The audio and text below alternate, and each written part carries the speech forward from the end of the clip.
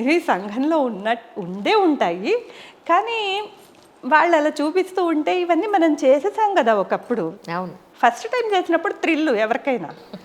ఇప్పుడు 25 ఏళ్ల తర్వాత కూడా నన్ను అదే కదా, అవే డైలాగులు, అవే కాదమ్మా, ఆడది చాలా మారింది.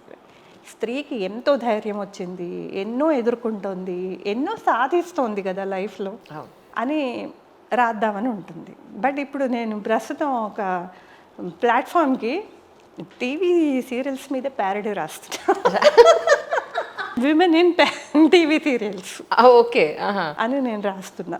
మంచి అది వచ్చిన తర్వాత చాలా నవ్వుకుంటారు. ఎందుకంటే మా చిన్నప్పుడు ఎండమూరి వీరేంద్రనాథ్ గారు బాగా నాటకాలే ఉండేవి అప్పట్లో, చాలా ఫేమస్గా. ఆ రోజుల్లో చీమ కుట్టిన నాటకం అని రాశారు. అంటే నాటకాల మీద ప్యారడీ. ఓకే. పనివాడు ఎప్పుడు చూసినా చచ్చిపోయిన అమ్మగారి ఫోటో దగ్గరికి వెళ్ళి కుమిలి కుమిలి ఏడవడం. నిజ జీవితంలో అసలు ఎవరన్నా అవుతుందా? ఎవరైనా అంత గ్రాటిట్యూడ్తో ఉంటున్నారా? కొడుకులు కూతుళ్ళు కూడా ఆ ఫోటో వైపు ఒకసారి చూస్తారేమో కానీ అక్కడికి వెళ్ళి దండాలు పెట్టి ఏడవరు.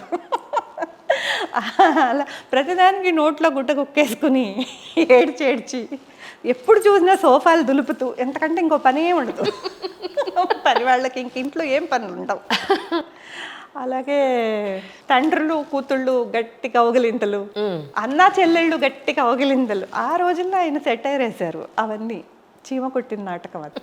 అట్లాగే నేను ఇప్పుడు టీవీ సీరియల్స్ మీద ఒక సెటైర్ రాస్తున్నాను. నేను ఎన్నేళ్ళు అయినా ఇవే చూస్తున్నాం, అవును, ఇవే ఆదరిస్తున్నారు, వాటికి రేటింగ్ వస్తుంది కాబట్టి అవే చేయమంటున్నారు. వాళ్ళ తప్పలేదు, ఛానల్స్ వాళ్ళది. అవే చూస్తున్న ఈ ప్రేక్షకులకి మళ్ళీ ఇంకోసారి శిరస్సు వంచి పాదాభివందనం, విసుగు రావట్ల.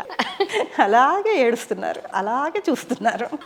కొంచెం మనం కష్టాలు తగ్గించేస్తే ఆ ఎపిసోడ్ నుంచి రేటింగ్ తగ్గిపోతుంది. నిజం అంజలి, నేను గమనించాం.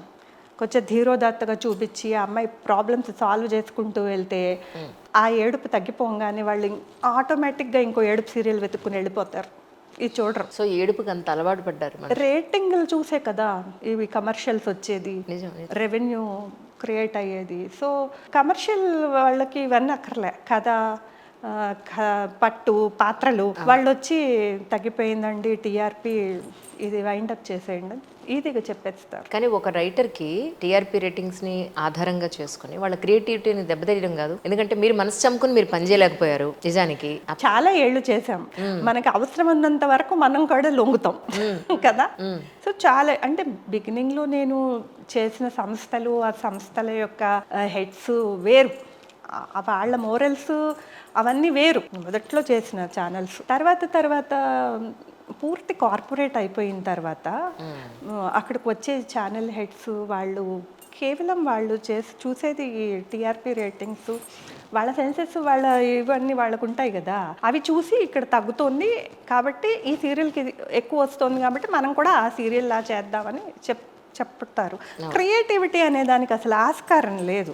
పెద్ద క్రియేటివిటీ ఉంటే అసలు ఆ పోస్టులలో మనం కొనసాగం, తీసేస్తారు. కానీ మీకు ఇద్దరు మగపిల్లలు. యాక్చువల్గా ఒక రైటర్గా, ఒక అమ్మగా, ఒక వైఫ్గా ఈ 4 పాయింట్లు ఒకసారి పక్కన పెట్టండి. ఇప్పుడు వాళ్ళంతా ఇతర దేశాల్లో సెటిల్ అయిపోయి ఉన్నారు. యాక్చువల్గా ఒకనకప్పుడు ఉన్నారనుకుందాం, పోనీ ఇప్పుడు ఒకళ్ళు ఎక్కడ ఉన్నారని అనుకున్నా. బట్ ఇతర దేశాల్లో ఉన్న అక్కడ సంస్కృతి సాంప్రదాయాలు, అక్కడ లైఫ్ స్టైల్కి తగ్గట్టుగా వాళ్ళు ఉన్నారు కదా. ఒక మదర్గా మీకు అనిపిస్తుంది ఇక్కడికి వచ్చినప్పుడు అక్కడ వాళ్ళు తోముకుంటారు, తుడుచుకుంటారు, అన్ని వండుకుంటారు, అన్నీ చేస్తారు. కానీ ఒక తల్లిగా ఇక్కడికి వచ్చినప్పుడు అదేంట్రా నువ్వెలా చేస్తావు, ఆ అమ్మాయిని చెయ్యి అని ఎప్పుడన్నా అన్నారా? ఎందుకంటే రమణి గారు నాకు బాగా తెలుసు, మీకు చెప్పడం కోసమే నేను అడుగుతున్నాను. వాళ్ళ కోడల్ని ఎలా చూసుకుంటారో నాకు బాగా తెలుసు, అందుకని అడుగుతున్నాను. అలా ఎలా అంటే మా ఆయన కూడా నా వెనకాలే ఉండి పాపం తోముతూ ఉంటారు, కడుగుతూ ఉంటారు, వంట చేస్తూ ఉంటారు. లేకపోతే ఇద్దరు చిన్న పిల్లలు స్కూల్లో చదువుతున్నారు. నేను పొద్దున్న లేచి 2 బస్సులు పట్టుకొని షూటింగ్ లొకేషన్ వెతుక్కుంటూ వెళ్ళి అక్కడ కూర్చుని షూటింగ్ అయ్యేదాకా ఉండి ఇంటికి వచ్చి మళ్ళీ వంట చేసుకుని పిల్లల్ని చూసుకుని ఇంత చేస్తూ మా అమ్మమ్మ గారు ఉండేవారు నా దగ్గర. ఆవిడకి ఒక చెయ్యికి పెరాలసిస్ ఎఫెక్ట్ అయ్యి ఆవిడకి జడ వేయాల్సి వచ్చేది, స్నానం చేయించాల్సి వచ్చేది, అన్నీ ఇవన్నీ నేను చేశాను అని అంటే మా ఆయన సపోర్ట్ చాలా ఉంది. ఆ రోజుల్లోనే మరి ఆయన వంట చేయటము అన్నీ నాకు సహకారం అంతా బాగా అందించారు, పిల్లల్ని చూసుకోవడం అవన్నీ. తర్వాత ఏమైందంటే విధి వక్రించింది నా భాషలో. ఆయనకి జహీరాబాద్ వెళ్ళిపోయారు, వాళ్ళ ప్లాంటే అక్కడికి షిఫ్ట్ అయిపోయి మహీంద్ర. ఆయన జహీరాబాద్ వెళ్ళిపోయిన తర్వాత నాది ఒంటరి పోరాటం అయిపోయింది. అమ్మమ్మ పెట్టుకుని అమ్మమ్మ చిన్నవాడిని చూసుకుంటుంటే వాడు 2 సార్లు తప్పిపోయాడు కూడా ఇంట్లోంచి. ఒకసారి అయితే ఫుల్ డే మేము ఏడుస్తూనే ఉంటాం పోలీస్ స్టేషన్లో. అవన్నీ పడుతూ బాధలు పడుతూ పిల్లల అనారోగ్యాలు ఇవి. అత్తగారు మామగారు కూడా అప్పటికి ఏజ్డ్ అయిపోయారు. అయినా కూడా నేను స్కూల్లో టీచర్గా పనిచేస్తుండేదాన్ని. ఆ టీచర్లుగా పనిచేస్తున్న రోజుల్లో నేను బాగా విపరీతంగా సీరియల్స్ రాయడం వల్ల పత్రికల్లో పోస్ట్ మ్యాన్లు పాపం మోయలేకపోయేవారు ఉత్తరాలు. అవును, ఉత్తరాలు మోసుకుని వచ్చేవారు ఇంటికి. స్కూల్కి వచ్చేది, స్కూల్ అడ్రస్కి అది ఇచ్చేదాన్ని. ఈ కొత్త కాలనీ అడ్రస్లు వాళ్ళు తప్పిపోతారని. దాంతో నన్ను టెర్మినేటెడ్ అని రాసి మా స్కూల్ ప్రిన్సిపల్ తీసి పారేశాడు. ఎందుకంటే ఫ్యాన్ మెయిల్ ఏమిటి, పోస్ట్ మ్యాన్ ఏమిటి, నువ్వు పిల్లలకి ఏం పాఠాలు చెప్తావు, నీకు ఇంత రచన వ్యాసంగం మీద ఉంటే నువ్వు స్కూల్లో టీచర్గా ఎలా చేస్తావు అన్నది అతని పాయింట్. బహుశా అతనే నా మొదటి మెట్టేమో విజయం.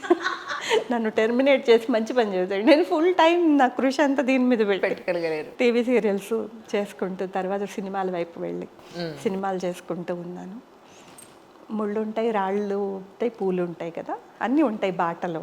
మనం ముళ్ళు ఉన్నప్పుడు కొంచెం జాగ్రత్తగా నడిచి, రాళ్ళు ఉన్నప్పుడు ఏరుకుంటూ, పువ్వులు ఉన్నప్పుడు ఆనందంగా వెళ్తూ అట్లా 25 ఏళ్ళు గడిచింది. మీరు ఫిల్మ్ ఇండస్ట్రీలోకి వచ్చినప్పటి నుంచి ఇప్పటివరకు విమెన్ ఎక్స్ప్లాయిటేషన్ అనే ఈ రెండు వాటి మీద మీ ఒపీనియన్ ఏంటండి?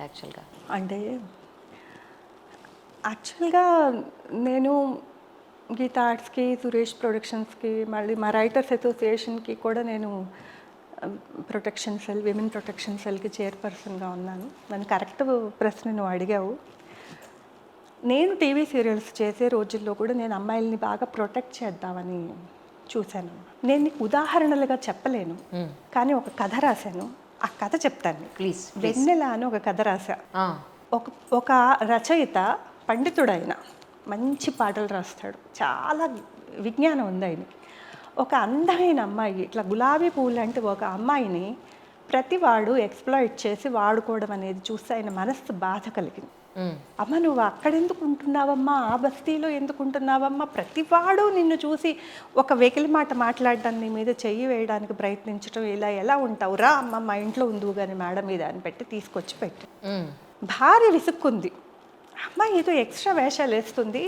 ఇది వెన్నెల అనే కథ చెప్తున్నాను, నిజ జీవితంలో ఉన్నారు ఇలా. ఎక్స్ట్రా వేషాలు వేసుకుంటున్న ఒక అమ్మాయిని తీసుకొచ్చి నా మేడ మీద పెట్టడం ఎందుకయ్యా, పొద్దున్నే నువ్వు లేచి భోజనం పెట్టావా, టిఫిన్ పెట్టావా అమ్మాయికి అంటావు అంటే, లేదు అమ్మాయిని నేను ప్రొటెక్ట్ చేయాలని ఈయన చెప్తారు. కొన్ని రోజులు అయిన తర్వాత ఆ అమ్మాయి చాలా గౌరవిస్తుంది నేను గురువు దైవంగా. ఒకరోజు పొద్దున్నే లేచేటప్పటికి వాళ్ళ ఆవిడతో కాఫీ ఇచ్చావా అమ్మాయి కంటే, ఆ అమ్మాయి పెట్టి తీసుకుని పొద్దున్నే వెళ్ళిపోయింది, మీకు ఉత్తరం ఇమ్మన్నారు. ఆ ఉత్తరం చూస్తే, మీరు నాకు దేవుడితో సమానం, గురువులు, తండ్రి అనేవాడికి నేను పెద్ద గౌరవం ఇయ్యను నా జీవితంలో, కానీ మీరు తండ్రి కంటే ఎక్కువ చేశారు. కానీ మీరు ఇచ్చిన ప్రొటెక్షన్ వల్ల నాకు అన్ని అవకాశాలు పోతున్నాయి. నేను మీ ఇంట్లో ఉంటే ఎప్పటికీ ఎదగలేను. నేను ఒక హీరోయిన్ అవ్వాలని వచ్చా, కానీ నేను అది అయ్యే అవకాశాలు మీ ఇంట్లో ఉన్నంత వరకు, నేను కంచెలో ఉన్నంత వరకు ఈ పళ్ళు ఎవరు కొనరు రైట్ అని చెప్తుంది ఆ అమ్మాయి. ఈయనకు అప్పుడు తెలుస్తుంది తను చేసిన తప్పేంటో. పెద్ద హీరోయిన్ అయిపోయి ఆ అమ్మాయి ఈయనను పిలిచి ఒక సన్మానం చేసి ఈయనకి ఆవిడకి బట్టలు పెట్టి కాళ్ళకి దండం పెడుతుంది. అప్పటికి ఆ అమ్మాయి ఒక పెద్ద హీరోయిన్ అనమాట. సో అప్పుడు అనుకుంటారు, నేను ఆ రోజు కంచె వేసి ఎంత తప్పు చేశాను, ఆ అమ్మాయి చెప్పింది, కానీ నేను చేసింది నా కూతురులా భావించి నేను చేశాను. నేను ప్రొటెక్ట్ చేద్దాం అనుకున్నాను, ఇది తప్ప అని భార్యను అడుగుతారు. అడిగితే ధర్మం వేరు, లోకం పోకడ వేరు. రైట్. ఆ అమ్మాయి అది రెండోది ఎంచుకుంది అని భార్య చెప్తుంది. అందుకని ఇలాంటి కథలు నేను చూశాను. నేను ఒక కంచె వేద్దామని చూసినప్పుడు వాళ్ళు నా కళ్ళు కప్పి పారిపోయేవారు. ఇప్పుడు ప్రొటెక్ట్ చేయడమే అనవసరం అంటారా? అందరికీ కాదమ్మా, కొంతమంది వస్తారు, అమాయకంగా వస్తారు, వాళ్ళకి తెలీదు లోతు. అలాంటి వాళ్ళని మనం ప్రొటెక్ట్ చేస్తే పాపం వాళ్ళు దిద్దుకుని వాళ్ళ వర్క్ వాళ్ళు చేసుకుని ఇంటికి వెళ్ళిపోయే మంచి అమ్మాయి. వీళ్ళు కూడా మంచి అమ్మాయిలు కారని నేను ఎప్పుడూ అనను, కానీ వీళ్ళ అవసరాలు, వీళ్ళ బలహీనతలు కొన్ని ఉంటాయి. కొంచెం క్విక్గా ల్యాడర్ ఎక్కాలనుకునే వాళ్ళు కొంతమంది ఉంటారు, కొంచెం ఆగి నిదానంగా వెళ్దాం అనుకునే వాళ్ళు కొంతమంది. అయితే ఉండనివ్వరు, మంచిగా ఉండనివ్వరు, లోకం నైజం అది. అలాంటప్పుడు వాళ్ళు ఏమనుకుంటారంటే, ఎలాగో తప్పునప్పుడు ఆ, అదేమిటో రేపెందుకు ఇవాళే మనం లొంగిపోదాము అని అనుకునేవాళ్ళు చాలామందిని నేను చూశాను. వాళ్ళు నాతో చెప్పుకున్నారు కూడా వాళ్ళ అనుభవాలు. ఎంతమంది ఆడపిల్లలు పనిచేస్తారమ్మా, మెస్లో పనిచేస్తారు, హెయిర్ డ్రెస్సెస్గా పనిచేస్తారు, కొరియోగ్రాఫర్స్గా పనిచేస్తారు, అసిస్టెంట్ డైరెక్టర్స్గా వచ్చారు. ఇన్ని 24 క్రాఫ్ట్స్లో ఇప్పుడు ఆడపిల్ల చెయ్యింది ఏం లేదు. అవును, ఆర్ట్ ఈ డైరెక్టర్ ఎక్స్ప్లాయిటేషన్ ఈవెన్ యూనివర్సిటీస్లో కూడా నడుస్తుంది. ఇదే ఎక్స్ప్లాయిటేషన్. కాకపోతే అంటే నా ఉద్దేశం ఏంటంటే మ్యామ్, అంటే మీరు ఒకవైపు నుంచి మీరు వకాలతా పుచ్చుకుంటే రెండో వైపు నుంచి నేను వకాలతా పుచ్చుకుందాం ఇక్కడ, సరే అలా వెళ్ళాలనుకున్న వాళ్ళు వెళతారు. సరే, అలా 10 మంది తన ప్రతి స్టెప్లోనూ ఎవరో ఒకళ్ళు తను అలా చేసుకుంటూ వెడుతున్న సమయంలో మెంటల్గా, ఫిజికల్గా, మోరల్గా ఎంత దెబ్బలు తగులుతాయి. అవును. ఒక టైం వచ్చేటప్పటికి మెంటల్గా ఎంత డిసప్పాయింట్ అయిపోతుంది. ఇవన్నీ చేయకుండా ఉంటే బెటర్ కదా, ప్రశాంతంగా ఏ చిన్న పని గౌరవంగా చేసుకున్నా బాగుండేది కదా. ఇలా వచ్చిన రోజున చేసిందంతా మనకి ఏమైపోతుంది, అంత నాకు ఆ జర్నీ భయంకరంగా అనిపిస్తుంది. ఎక్స్ప్లాయిటేషన్ అనేది లేని రంగమే లేదు కదా. ఇప్పుడు మన ఇంటి దగ్గర ఒక ఇల్లు కడుతున్నప్పుడు ఇటుకలు అందించే అమ్మాయి, మేస్త్రి కింద పనిచేసే అమ్మాయి దగ్గర నుంచి, ఒక బట్టల షాప్లో సేల్స్ గర్ల్గా పనిచేసే అమ్మాయి దగ్గర నుంచి, అవును, చివరికి ఒక స్కూల్లో టీచర్గా పనిచేసినప్పుడు కూడా నేను ఫేస్ చేశాను. కరెక్ట్. ఒక జెండర్, ఒక మేల్ ఒక ఫిమేల్ జెండర్ కలిసి పనిచేస్తూ ఉన్నప్పుడు చాలా రంగాల్లో, చాలా విషయాల్లో వాళ్ళు మనకి డబ్బులు ఇచ్చే పరిస్థితిలో ఉన్నప్పుడు, మన చెయ్యి కింద ఉన్నప్పుడు ఈ ఎక్స్ప్లాయిటేషన్ అనేది జరుగుతూనే ఉంది. కరెక్ట్. అన్ని వేళలా దీన్ని ఎక్స్ప్లాయిటేషన్ అని అనొచ్చా? వీళ్ళు స్వలాభాలు చూసుకుని వీళ్ళు అవకాశాల కోసం చేసేదాన్ని కూడా మనం ఎక్స్ప్లాయిటేషన్ కింద తీసుకోవచ్చా? వీళ్ళు వాళ్ళని చేసే ఎక్స్ప్లాయిటేషన్లు కూడా ఉంటాయి. ఉన్నాయి. Correct correct. వాడి దగ్గర ఒక బలహీనత ఉంటే దాన్ని మనం ఎలా క్యాష్ చేసుకుందామని ఆలోచించే వాళ్ళు కూడా ఉన్నారు కదా. సో బేసిక్గా ఏంటంటే, మా అమ్మమ్మ కాలంలో ఉన్నవి, మా అమ్మ కాలంలో ఉన్నవి రూల్స్ అన్నీ మారిపోతున్నాయి. మా కాలంలోకి వచ్చేటప్పటికి ఇంకా మారిపోయాయి. ఇంకా నెక్స్ట్ తరాల్లో ఇంకా ఇది పెద్ద విషయం. ఇప్పుడు మనం సినిమాలే తీసుకుందాం అంజలి. పాత సినిమాలన్నీ ఎలా ఉండేవి? ఒక రేప్ జరిగేది, నెక్స్ట్ ఉరితాడు కనిపించేది మనకి, తండ్రి ఏమో తల మోదుకుని, సోషల్ స్టిగ్మా, సమాజంలో నేను తల ఎలా ఎత్తుకోవాలి. ఈ అమ్మాయి వెంటనే ప్రెగ్నెంట్ అవ్వడము, అక్కడి నుంచి ఈ అమ్మాయి చచ్చిపోవడానికి ప్రయత్నించడం, ఇలాగే సినిమాలు తీసేవారు. కానీ కేరబిన్ అయితే ఏంటి అనే అమ్మాయిల్ని వాళ్ళు అప్పట్లో చూపించలేరు. సో అవి చూపించేటప్పటికి ఒక పెద్ద మార్పు, విప్లవం వచ్చినట్టు అనమాట. సో ఇది శీలం పోవటం, గాడిద గుడ్డు ఇవన్నీ ఏమీ లేదు. ఇది విన కాల చెయ్యపోవడానికి నథింగ్, ఏమీ డిఫరెన్స్ లేదు. ఒక యాక్సిడెంట్ అనుకుని దాన్ని మర్చిపోవాలి అనే కథలు మేము కూడా రాసాము, అలాంటి సినిమాలు కూడా వచ్చాయి. సో అమ్మాయి వెంటనే చచ్చిపోని అవసరం లేదు. ఎందుకు, ఇద్దరికీ అవసరం. వాడు చచ్చిపోవాలి, వాడికి కూడా పోయింది సీన్. అదే కదా, ఒకళ్ళకే పోదుగా, వాడు కూడా చచ్చిపోవాలి. వాడు చచ్చిపోయినప్పుడు మనం ఎందుకు చచ్చిపోవాలి? ఎగ్జాక్ట్లీ. బట్ ప్రకృతి పరంగా మనకి ఏంటంటే ఈ ప్రెగ్నెన్సీలు ఇవన్నీ వస్తాయి. సో వాటికి ఫస్ట్ కదా ముళ్ళబాట అని చెప్పి నేను దాని మీదే రాశా. ఒక అమ్మాయి పెళ్లి కాకుండా గర్భవతి అయితే అది చతుర్లో పడింది అన్నమాట 93లో. పెళ్లి కాకుండా గర్భవతి అయితే ఇంటిల్లిపాది అబార్షన్ చేయించాలనుకుంటారు. వాడు ఎవరో చెప్పంటారు. ఇప్పుడు వాడు అసలు నన్ను పెళ్ళే చేసుకొని అంటున్నాడు, మోసం చేసిన వెధవని గురించి నేను తలుచుకొని కూడా తలుచుకొని అంటుంది. మరి ఇప్పుడు ఎట్లా ఈ బిడ్డను అంటారు? ఎట్లా ఏముంది, అందరిలాగే నేను కూడా కంటాను, వాడిని పెంచుతాను అని అంటుంది. సో అది ఆ రెవల్యూషన్ ఆ రోజుల్లోనే స్టార్ట్ అయిందన్నమాట. నాకు కావాలి, నాకు ఒక బిడ్డ కావాలి. దీనికి కారణం ఏంటన్నది నాకు అనవసరం. నేను మాతృత్వం కావాలనుకుంటున్నా, నేను కంటాను, నేను పెంచుకుంటాను, వాడికి ధైర్యంగా చెప్తా పెద్దయ్యాక. ఒకడు నన్ను మోసం చేశాడు, వాడు నీకు అవసరమా? అలాంటి వాడు నీకు డీటెయిల్స్ నీకు అవసరమా? నేనే నీకు తల్లి తండ్రి అని నేను పెంచుకుంటాను అని 93లో రాసాం ముళ్ళబాట అని చెప్పి. అది చతురలో వచ్చింది. అదే నా ఫస్ట్ కథ. అందుకని అటువంటి విప్లవం స్టార్ట్ అయిన తర్వాత ఆడపిల్లలు దీని గురించి బాధపడడం మానేశారు. కొంతమంది ఏమో కేర్ చేయడం మానేశారు. రెండింటికి తేడా ఉంది కదా. బాధపడడం మానేయటం వేరు, కేర్ చేయడం మానేయటం వేరు. సో ప్రకృతి పరంగా వచ్చేవి కూడా ఎలా ఆపుకోవాలో వాళ్ళకి తెలుసు ఈరోజు. కాబట్టి మోరల్స్ మారిపోతున్నప్పుడు నేను ఎప్పుడూ అంటాను, పుట్టి పెరిగి వాళ్ళు చూస్తున్న సమాజం ఆ టైం లైన్ని వాళ్ళు ఫాలో అవుతారు, వాళ్ళదేం తప్పు లేదు. వాళ్ళు అలా ఉన్నారు. మా అమ్మమ్మ గారి వాళ్ళ అమ్మగారు, మా అమ్మకు ఉద్యోగం వస్తే ఆర్టీసీలో నాకు ఉద్యోగం వచ్చింది అమ్మమ్మ అని వెళ్ళి చెప్తే మీరు కూడా మగవాళ్ళతో పాటు కుర్చీల మీదే కూర్చుంటారా, మీకు చేపలేస్తారా అని అడిగింది. అట్లా మరి తప్పేముంది, ఆవిడకున్న అప్పట్లో ఉన్న పరిస్థితులు అవి. అవగాహన అట్లా ఉండేది. మగవాళ్ళు వస్తే కుర్చీ వేసేవారు, పెళ్లి చూపుల్లో అమ్మాయిని నేల మీద చాపేసి కూర్చోపెట్టేవారు. మరి ఎంత మారుతూ మారుతూ మారుతూ మారుతూ వచ్చాం మనం ఈ సమాజంలో. ఒక ఆడపిల్ల ఫ్లైట్ నడుపుతోంది, ఒక ఆడపిల్ల ఇన్ని పనులు చేస్తోంది, సినిమా డైరెక్షన్ చేస్తోంది. ఇవన్నీ ఊహించారా వాళ్ళు అప్పట్లో? లేదు.